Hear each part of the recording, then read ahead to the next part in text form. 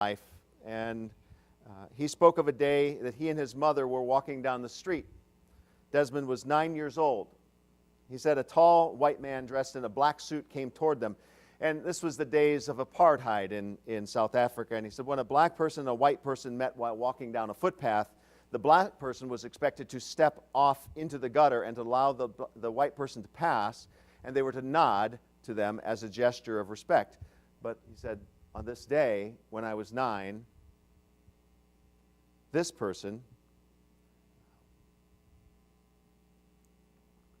stepped off the sidewalk before we could step off the sidewalk.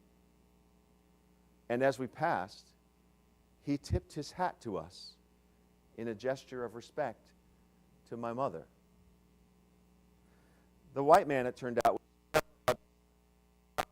was an Anglican priest who was a bitter opponent of apartheid. It changed Tutu's life at 9. When his mother, Utterston, was the one who stepped off the sidewalk,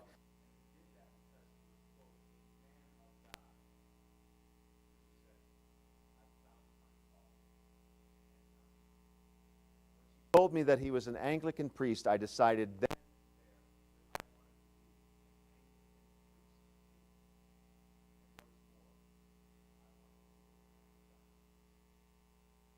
Utterston later became a mentor to a young Anglican priest, Desmond Tutu, and his commitment to equality of all human beings due to their creation in the image of God is a key driver in Tutu's own opposition and eventual victory over the apartheid system.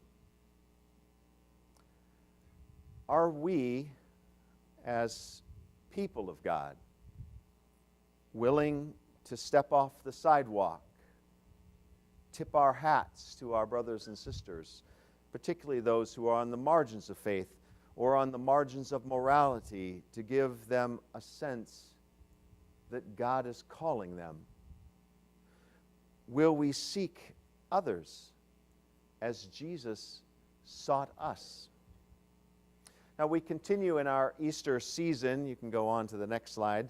The theme is Love Seeks, and if you notice, after Jesus is raised from the dead, after Easter morning, he seeks out his disciples to repair, to renew, to restore his disciples traumatized by the events of Holy Week, scattered by the events of Holy Week. Now, this is always the pattern of faith, isn't it? If you really think about how your faith works, it's because somehow you felt as if God was there, sought you, unsuspecting, a call, an inkling in your life, an unsuspecting moment like Desmond Tutu's, where God surprises him one day on the sidewalk when God steps into the gutter and restores his dignity. It's kind of that way, I think, for most people of faith, is that God usually makes the first motion toward us. He seeks us out. And so far in this series, we've been looking at various figures of the post-resurrection appearances. On Easter Day, we looked at Mary Magdalene and then Thomas last week, who Jesus renewed the faith of. Jesus approaches each person in their own way, gives them their own opportunity for renewal. For Mary, standing in the garden, full of weeping and sorrow, he calls her name, in her name, a familiar voice. For Thomas, last week, it was the physical evidence, right? It's what all the other disciples got. He got to see the wounds, his hands and feet and his side of the risen body of Jesus. And today, we get a gospel that is completely delightful. In fact, we get a couple of restoration stories today of Saul turned Paul in our first story. We get the story.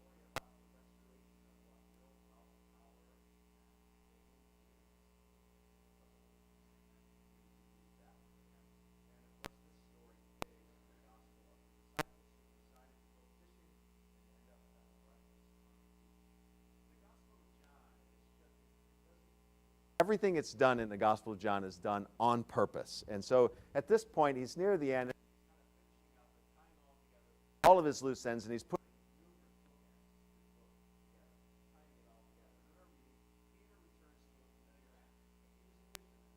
called him. He said, I'm going fishing. They all decided to go with him. So in this group, it's Peter and the sons of Zebedee. Those are James and John, by the way.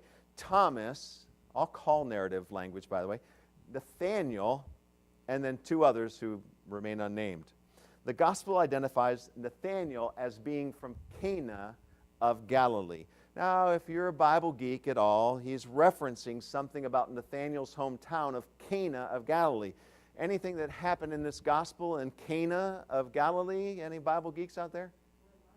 There was a wedding, and at the wedding, the wine ran out, and Jesus does this from scarcity to abundance act. So you're getting already this idea of how the gospel's connecting the dots within itself. Jesus takes us back at this moment to Cana of Galilee, where the wine has run out. Well, these disciples out on that lake that night, apparently they're terrible fishermen because they never seem to catch anything without Jesus. There they are out there again, nothing.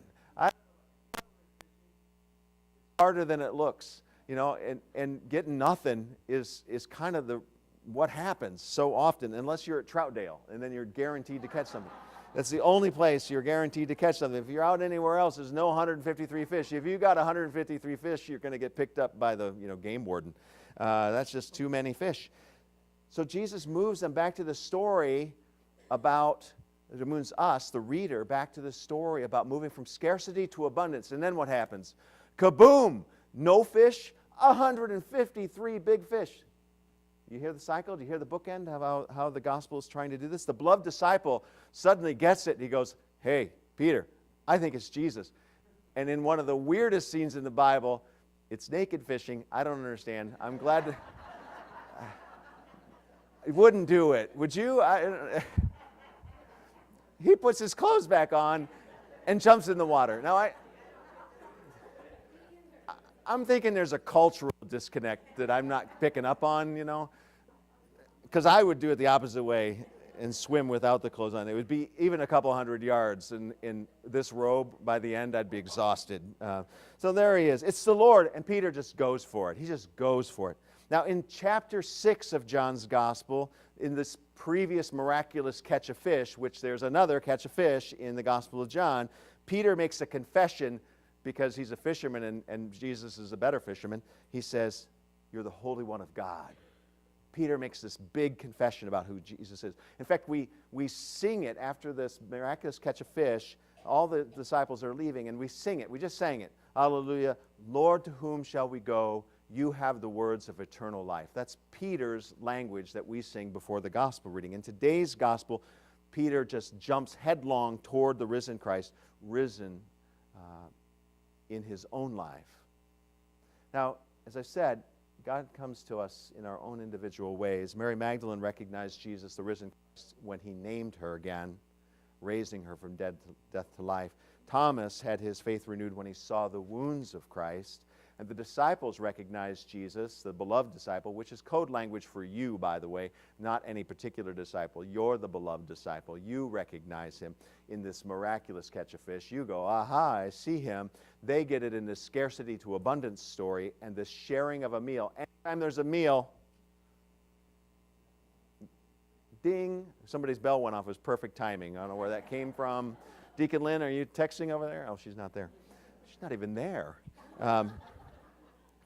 So, Jesus invites Peter to bring some of the fish that he's just caught. Another great irony.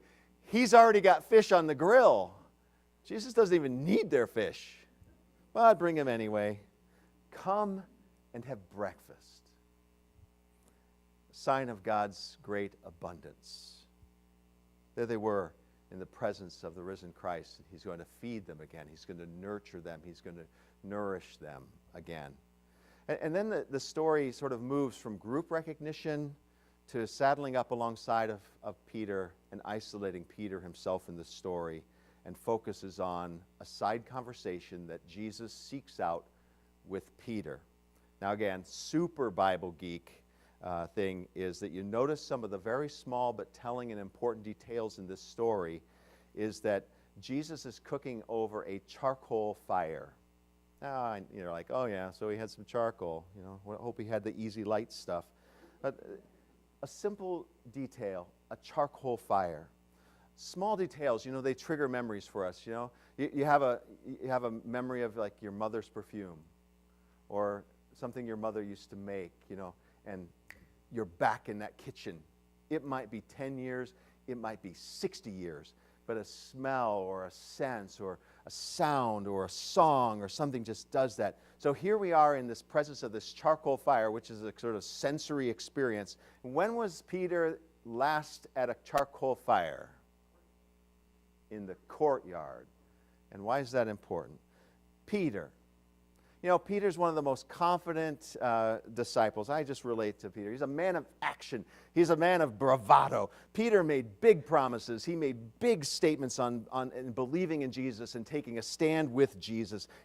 I'd even stand with you to the very end. Nothing's going to deter this guy. He's going to be the super disciple. But in a heartbreaking moment, he becomes afraid after Jesus is arrested, and he enters the courtyard near where Jesus is on trial. And he is identified as one of the followers of Jesus by a servant girl. And what are they standing around? A charcoal fire. It's supposed to put him right back into the kitchen, of course. He betrays his friend and his Savior, not once, not twice, but 3 times.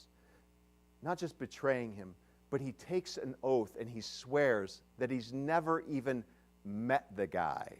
Now, I don't know about you, but if my wife was in public and we were somewhere and she said, yeah, Craig, never even met the guy, I don't know who you're really talking, that's hard to get more offensive than that.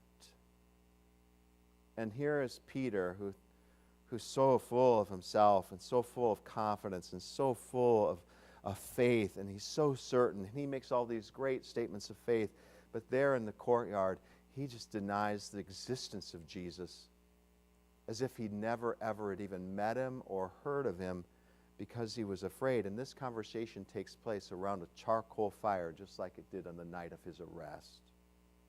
Now, we can only imagine what Peter is feeling, the kind of shame that he must be bearing, his own sense of betrayal. He knows, because Jesus told him that when the cock crowed, he would understand what Jesus had foretold. And there was a rooster that crowed, and Peter left weeping. He wasn't able to follow through on his promises. He wasn't as strong as he thought. He wasn't as self-assured. He wasn't as confident. He failed. He failed his friend, and he failed his Savior.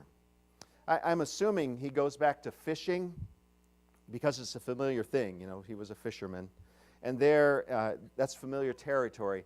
And in familiar territory, you know, you can kind of bury all your regret. Have you ever done that? Feeling bad about something, so you decide to get busy. You know, I'm going fishing. I got to stop thinking about this. I got to take a walk. All of his regret, all of his embarrassment, all of his guilt, all of his deep sense of failure, all of his deep shame in himself, he decides to bury in the water. Have you ever tried to bury those kind of things?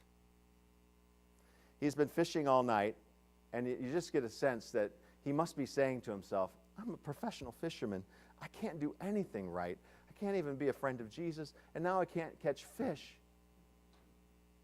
And he catches the smell of fish cooking on a charcoal fire, just a couple 100 yards off. I'm sure that the smell wafted out there, and they look, and there's Jesus, and he invites them to have breakfast on the beach with him. You're hungry. You're tired. You've been out there all night. You're holding in some pain and some disappointment that you haven't had time to process. And there's Jesus.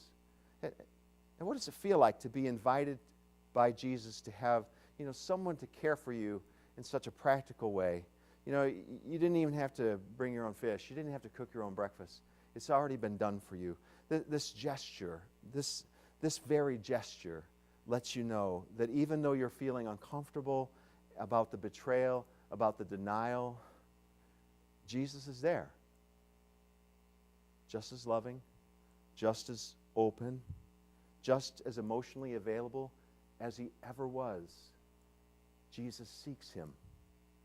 And maybe for the first time after these events, you have some hope that the relationship that you have with Jesus can be repaired there at breakfast on the beach.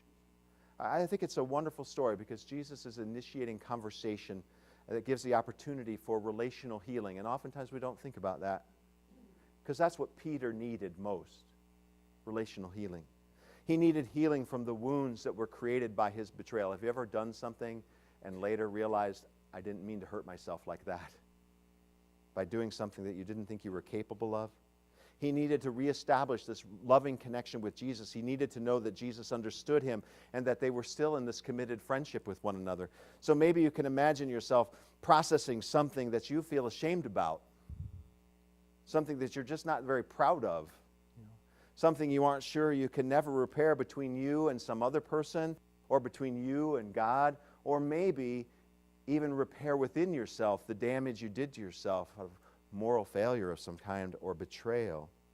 Imagine yourself on the beach with Jesus, him inviting you to be nourished and to sit quietly with a friend that you thought that you had lost forever. It's a beautiful, intimate portrait. But then Jesus starts a conversation. I imagine Peter gulped a little about all the stuff that had gone wrong. You know everything, Lord, Peter said. And Jesus knew everything. You know, Jesus doesn't deny it. He doesn't skip over it. And Jesus doesn't minimize it. You know, he doesn't pretend that nothing happened, and because that's just not good for a soul. You know, have you ever tried to pretend that it's all okay? And it clearly is definitively not okay. It's just not healthy for your soul. You know, and so we as people, we've got to get this stuff out. We've got to confess it. We've got to talk about it. We've got to receive this unconditional presence from Jesus even in our failures, so that shame doesn't diminish the image of God that is the foundation for who we are as the children of God.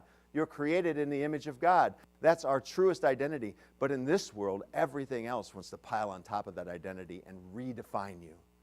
Peter's had a redefining moment in his life of betrayal of a dear friend and his Savior, and he needs relational healing.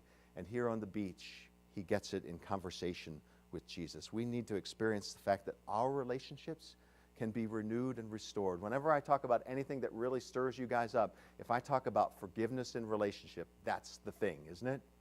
That's the thing that is universal. So, like some rite or ritual in the church, you know, Jesus begins this process of reestablishing. You're going to get a rite and ritual in just a moment on this baptism. We're going to ask question after question after question. And the answer is the same, just like Peter. It's not the same answer, but it's the same repetition. Do you love me? I love you. Do you love me? I love you. Do you love me? Lord, you know everything. You know, despite everything, you know that I love you. There, with his feet near the charcoal fire, he confesses his faith. He confesses his friendship in Jesus again. And each time that Peter affirms his love for Jesus, he gets, with that acceptance, a job. Just like Mary on Easter morning, Jesus moves her from her grief to work. Mary is supposed to go and be the first herald of the news of the resurrection. But Peter gets this job: feed my sheep, tend my flock, feed my lambs. Now, if you're, again, super Bible geek moment, in the Gospel of John, we have all these I am statements, and there's one particularly important one where Jesus says, I am the great shepherd. I am the good shepherd.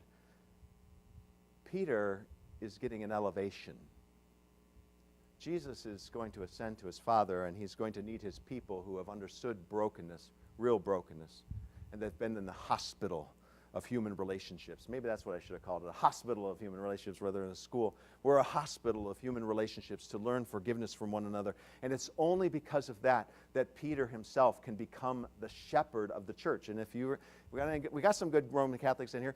Peter is the cornerstone, the first apostle of the church. He's the first bishop of Rome. He's the shepherd, over-shepherd of the church. Jesus, after this betrayal, elevates Peter to the work of tending his flock, a broken shepherd who understands that sheep go astray, that they betray and run from the shepherd, and he needs a shepherd who won't quit like the shepherd that Peter has, who won't quit on him. He's restored, a disciple again, and now the apostle of Jesus to the world. Jesus says, follow me. And a final note of stark truth about the cost of discipleship. What's it going to cost for Peter this time? His life. Love seeks. Love finds. And love makes Peter joyously accept his purpose and his fate. You know, love has sought us. It sought you. Love was crucified for you. Love rose for you. Love calls us also to be shepherds of each other, to tend his flock, to care for his sheep. Jesus seeks to repair our relationship and restore us in order that we can join the Jesus restoration movement. You know, there's such a thing. It's like, what is that car garage, the ugly garage show about restorating old cars. You know, we are in the Jesus restoration movement for all of creation. You're invited into that. You are a sheep, but you're also a shepherd. What's the Jesus restoration movement? You heard it already, Desmond Tutu's story, where a man of God recognized a moment to restore the dignity of the image of God into a small black child and his mother and stepped into the gutter. A small act to overturn apartheid. In that moment when Desmond Tutu was 9 years old, that's the day that apartheid died. Because Desmond Tutu understood himself as a child of God. He was restored to the appropriate image of who he was as God's child. Some years ago, a guy named Donald Tippett was a pastor of Church of All Nations. There he is. It's some years ago, as I said. Church of All Nations on the Lower East Side of New York City. One night, 3 youths came into the church, and they beat Tippett severely, mangling one of his eyes with brass knuckles.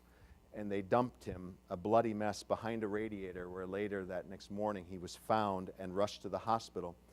Meanwhile, the three boys went upstate and they pulled a robbery during which one of them shot and killed a man. The three were apprehended. The killer was eventually executed. Reverend Tippett, who had every reason to hate these people who had abused him, instead visited them in prison and eventually got the other two paroled to him. He treated them as sons. One failed to respond, but the other did respond. And that young man went on to school, and he went on to college, and he went on to graduate studies and became, get this, an eye surgeon. Do you suppose that he ever goes into the operating room without thinking about God's grace shown to him through one-eyed Donald Tippett? I would think not. And what of Donald Tippett? He went on to become the bishop of the United Methodist Church, serving in San Francisco. Love seeks. Christ seeks to raise you from death to life. That's what he gives to Mary. To renew your faith like he did to Thomas, and to restore you like he has done to Peter, and to make you his own again. Follow me. Love seeks a people restored to be a people who will restore. Sometimes it's a big commitment like that of Donald Tippett, adopting kids who wounded you. And other times it's not as big. Other times it's stepping off the sidewalk and tipping your hat to restore the dignity of someone else like it took for Desmond Tutu. But we have to look with Easter eyes at our world. We have to look with Easter eyes at our world. We have to see the world the way Jesus sees it, instead of the cynical way in which we often see it. We have to see it as a place that is in motion of restoration, that God is seeking, that love seeks. And guess who he's sending? You got an upgrade. You got elevated. You're whatever you're doing in your life, you're also a shepherd. One restored to restore. We have to open our hearts in a time in our world where our hearts are getting, cranked down. We have to open our hearts to those who are in need of God. And as the Spirit makes it possible, because it's not going to work 100% of the time, as the Spirit makes it possible, restore them as you have been restored. Love seeks. Amen.